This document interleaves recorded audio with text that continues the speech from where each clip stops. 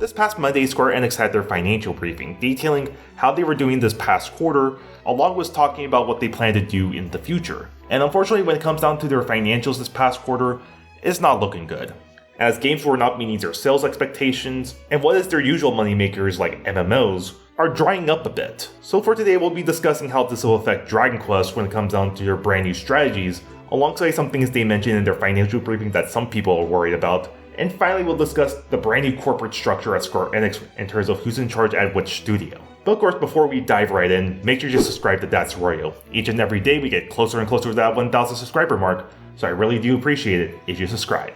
So before we start talking about Square Enix's brand new strategy, let's discuss what games didn't meet sales expectations and what they updated on during their financial briefing.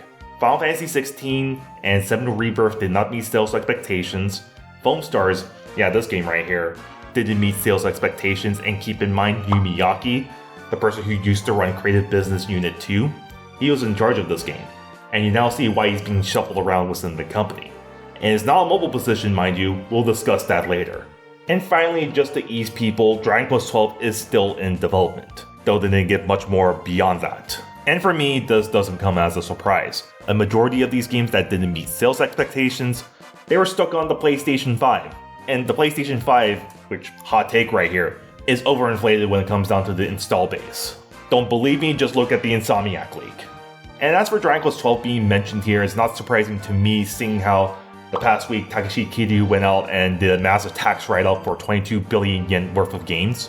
And some people were worried Dragon Quest XII was a part of that equation, even though the games they written off, Square Enix said were unannounced titles, meaning we don't know what these games were.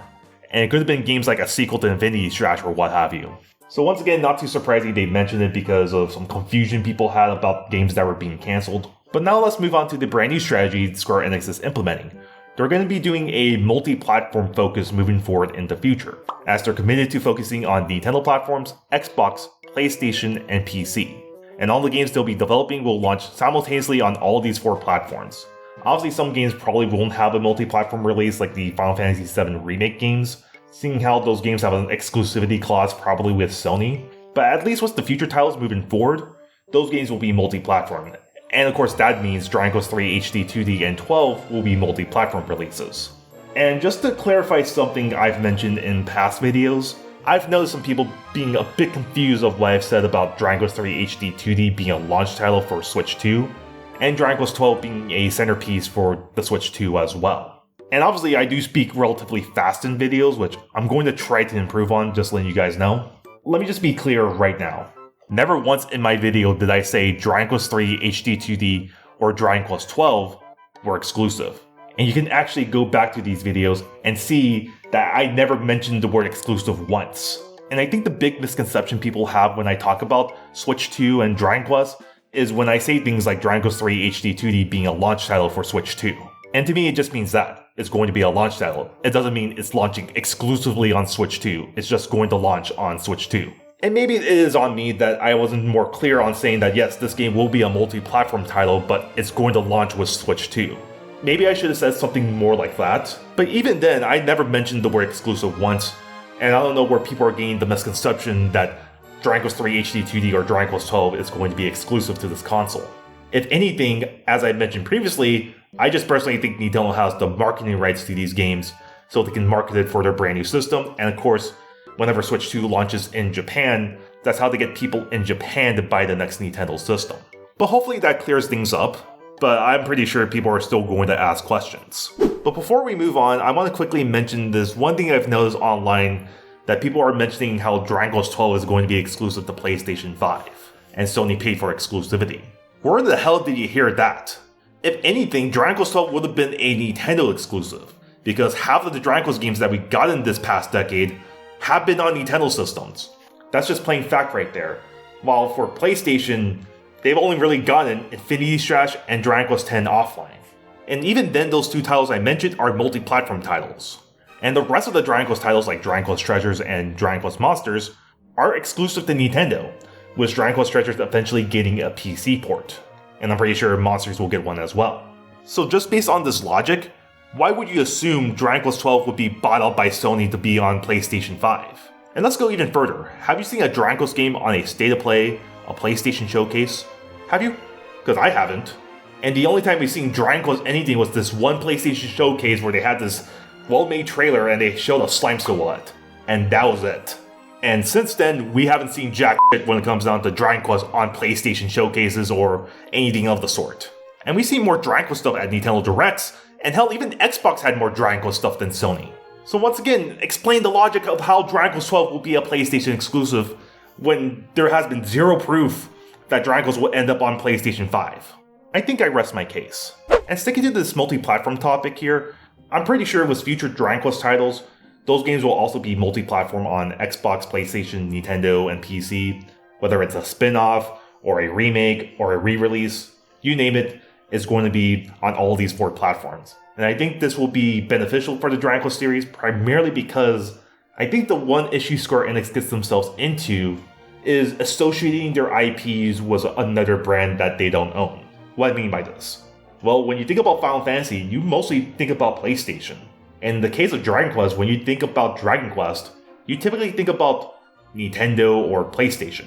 And I think they need to get away from that. They need to start associating their IPs with just their own IPs.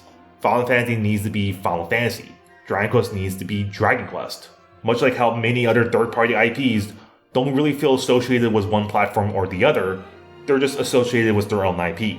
And obviously some IPs will sell better on one platform over the other, but obviously this is a slow change that they need to adapt. Make Dragon Quest feel like Dragon Quest. Not Dragon Quest on Nintendo, not Dragon Quest on PlayStation, so on and so forth. And now moving on, let's quickly talk about this one thing that was found in their financial briefing. I had this one person in the comment section, which no offense to him, almost sounded like fear-mongering to me. And what exactly was it? Well, found on page 24, which I'll have the links provided down below, it says this: leverage IP across media formats. Pursue a cross-media strategy capable of approaching new markets. Expand area of licensed business by establishing a new department focusing on IP business development at global markets. Build an organization which makes more active use of its IPs by offering it across all media formats. Generate synergies by integrating organizations affiliated with merchandising segments. And what does this ultimately mean? As someone who used to be a business major before switching over to the arts, this basically means they want their IPs to be more of global IPs in a sense, where these games just tend to do well everywhere in the world and have brand recognition.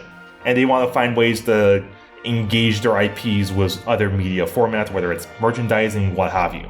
And I think the one fear that people have is if something becomes more of a global brand, it changes what the identity of the IP is. To which I don't think it should be a big issue in the first place. At least in regards to Dragon Quest, we have to keep in mind that the person that's in charge of the Dragon Quest IP, who calls the shots, is Yuji Horii. He ultimately decides what ultimately gets approved and what doesn't get approved. And if there's ever a push from Square Enix to make Dragon Quest more Western, I'm pretty sure Yuji Horii will shoot those down almost immediately.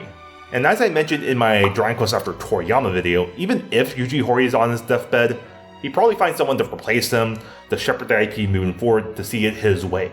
So ultimately, I don't really see a reason to worry all too much. And ultimately, I find this to be a good thing here. As someone who's been a Western Dragon Quest fan who feels almost ignored by Square Enix, where they release these games that no one really cares about, like Dragon Quest Treasures and Infinity Strash, try to make Dragon Quest a more global brand, and having easier ways for us to communicate to Square Enix is ultimately going to be a good thing. And even if some people think there's a little bit of a fear of people who are not Dragon Quest fans to come in to poison the well, just having this kind of communication is a good thing nonetheless for us. It makes it easier for us to talk about our concerns about the IP. And if things do come for the worst, I'll probably be the first to admit that yeah, I was wrong about this. And now the last thing I want to mention is the brand new corporate structure for Square Enix of who's in charge of what. As they announced, Yoshinori Kitase is now in charge of Creative Studios 1 and 2, Yoshi P is still in charge of Creative Studios 3, and as for Yu Miyake, he's being moved over to Sales and Distribution, which basically screams to me, we won't fire you, but we're giving you less opportunities and responsibilities until you get the hint to get the f*** out of our company. And the one thing that's interesting to me is Yoshinori Kitase is running Creative Studio 2, to which if you don't know anything about how Square Enix is run, Creative Studio 2, or Creative Business Unit 2 as it used to be called, used to be the studio that worked on Dragon Quest and Nier, and also had things like Team Asano under their belt. And that gave me a bit of confusion, seeing how why would they want Yoshinori Kitase to run the Dragon Quest series?